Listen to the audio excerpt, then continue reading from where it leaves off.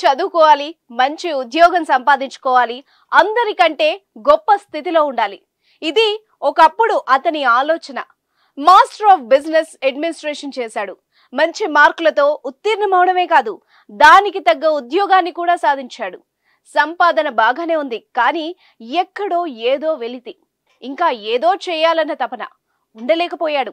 చేస్తున్న ఉద్యోగాన్ని వదులుకొని మళ్ళీ ఇంటి దారి పట్టాడు. గజం కేవలం 4,500 రూపాయలతో 165 గజాల భూమి కేవలం 8 లక్షలు మాత్రమే. తాత ముత్తాతల నుండి వృత్తిగా వస్తున్న శిల్ప కళ వైపు అతని ఆలోచన సాగింది. మొదట్లో బాధపడినా కుటుంబ సభ్యులు అతని ఆలోచనను కాదనలేకపోయారు. స్నేహితులు మాత్రం అనేక అభ్యంతరాలు వ్యక్తం చేసినా తాను అనుకున్నదే చేయాలనుకున్నాడు. ఓ మంచి రోజు చూసి సుత్తి శానం చేతబట్టాడు. మనసులో తాను నమ్ముకున్న దేవుణ్ణి తలుచుకున్నాడు. ఆ రోజు అతను తీసుకున్న నిర్ణయం ఇప్పుడు దేశంలో ఓ సెలబ్రిటీ స్థాయిలో నిలిపింది. ఆయన చేపట్టిన పనిముట్లు అతనిలోని అద్భుతమైన కళాకారుణ్ణి ప్రపంచ వేదికపై నిలిపాయి. ఆ విశేషాలేంటో, ఆ కళాకారుడెవరో ఇప్పుడు చూద్దాం. అరుణ్ యోగిరాజ్. నిబద్ధత, అకుంఠిత దీక్షకు ఆయన చక్కటి ఉదాహరణ. క్రమశిక్షణ, కార్యదక్షతకు ఆయన చిరునామా. పుట్టింది పెరిగింది కర్ణాటకలోని మైసూర్లో. తాత తండ్రులంతా శిల్పకళను నమ్ముకున్నారు. అద్భుతమైన కళాకారులుగా పేరు గడించారు. చిన్నప్పటి నుంచి ఉలి దెబ్బలు వింటూ పెరిగాడు. శిలలకు జీవం పోసే తాత తండ్రుల పనితనాన్ని చూస్తూ ఎదిగాడు.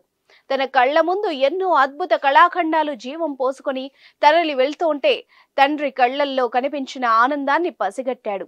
కానీ మనసు ఆ వైపు వెళ్లడానికి మాత్రం అప్పట్లో అంగీకరించలేదు.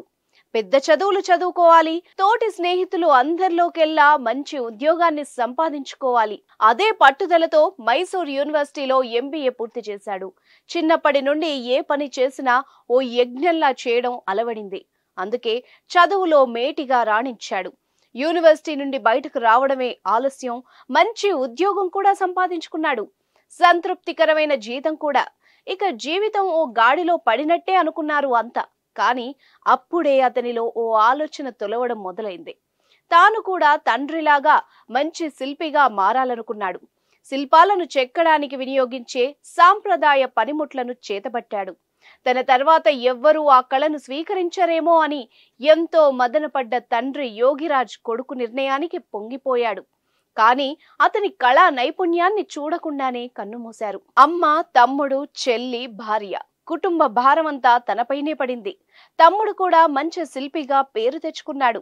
ఎన్నో రోజులు శిల్పశాలలోనే గడిపేసేవాడు.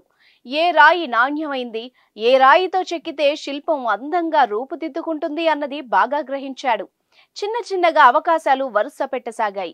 కేదార్నాథ్ లో ఏర్పాటు చేసిన 12 అడుగుల ఆదిశంకరాచార్య విగ్రహంతో తన ప్రతిభకు శ్రీకారం పలికాడు. మైసూర్ సమీపంలోని చుంచునకట్టె దగ్గర ఏర్పాటు చేసిన 21 అడుగుల హనుమాన్ విగ్రహానికి రూపమిచ్చాడు.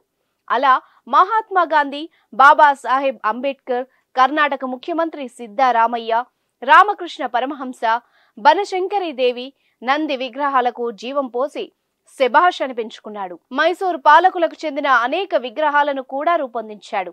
ఇన్ని తయారు చేసినా తనకు సరైన ప్రశంసలు లభించకపోవడం చాలా బాధనిపించేది. తాత తండ్రులు గొప్ప కళాకారులు, వారిలా నువ్వు తయారు కావాలి అనేవారే కానీ నువ్వు చెక్కిన ఈ విగ్రహం అద్భుతం అని వారిని మించిపోయావు అన్న వారే లేరన్న బాధ అరుణ్ యోగిని కలిసివేసింది.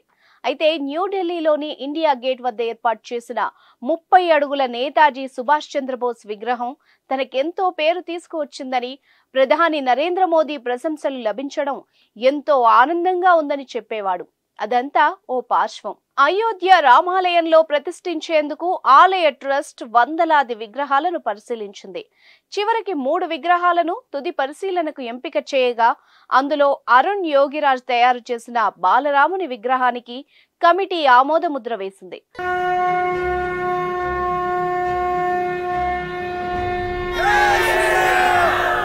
కేవలం 38 ఏళ్ల వయసులోనే ఆయన ఈ అద్భుత అవకాశాన్ని అందిపుచ్చుకున్నారు. ఇది ఆయనలో తెలియని ఆనందాన్ని కలిగించింది. తాను పడ్డ కష్టాన్ని ఆ శ్రీరామచంద్రుడు గుర్తించాడని పొంగిపోయాడు. వారి కుటుంబం కూడా సంతోషంలో మునిగిపోయింది. 4.5 అడుగుల ఎత్తులో శ్రేష్టమైన కృష్ణ శిలతో ఆ విగ్రహాన్ని తయారు చేశాడు. దాదాపు 250 కోట్ల సంవత్సరాల నాటి అతి పురాతనమైన ప్రాచీనమైన కృష్ణశిలను మైసూర్ ప్రాంతంలోనే సేకరించారు. దాని నాణ్యతను బెంగళూరు కేంద్రంగా పనిచేసే national institute of rock mechanics సంస్థ అధికారులు ధృవీకరించారు. దేశంలో నిర్మించే పెద్ద పెద్ద ప్రాజెక్టులు, అణు విద్యుత్ ప్లాంట్ల కోసం శ్రేష్టమైన రాళ్లను పరీక్షించే నోడల్ ఏజెన్సీగా national institute of rock mechanics సంస్థ ఉంది. ఈ సంస్థకు చెందిన ప్రయోగశాలలు కర్ణాటకలోని కోలార్ గోల్డ్ ఫీల్డ్ లో ఉన్నాయి. ఎలాంటి వాతావరణ పరిస్థితులకైనా తట్టుకోగలిగిన నాణ్యమైన కృష్ణశిలతో రాములవారి విగ్రహాన్ని చెక్కారని అధికారులు చెబుతున్నారు. కనీస నిర్వహణతో వేల సంవత్సరాల పాటు కృష్ణశిల మనగలుగుతుందని అరుణ్ అంటున్నారు. నీటిని పీల్చుకునే శక్తి ఈ రాయికి ఉండదని, కార్బన్ చర్యలకు కూడా స్పందించదని, అంతర్గత పగుళ్లు అస్సలు ఏర్పడవని నిపుణులు తేల్చిన తర్వాతే తాను బాలరాముడి విగ్రహాన్ని తయారు చేసినట్టు అరుణ్ పేర్కొన్నారు. అత్యంత నియమనిష్టలతో, శ్రద్ధ భక్తులతో బాలరాముడికి సజీవత్వాన్ని ఇవ్వడం ఎంతో మంది ప్రశంసలకు పాత్రమైంది. ఇంతకంటే అదృష్టం మరొకటి లేదని అరుణ్ యోగిరాజ్ ఆనందం వ్యక్తం చేస్తున్నారు.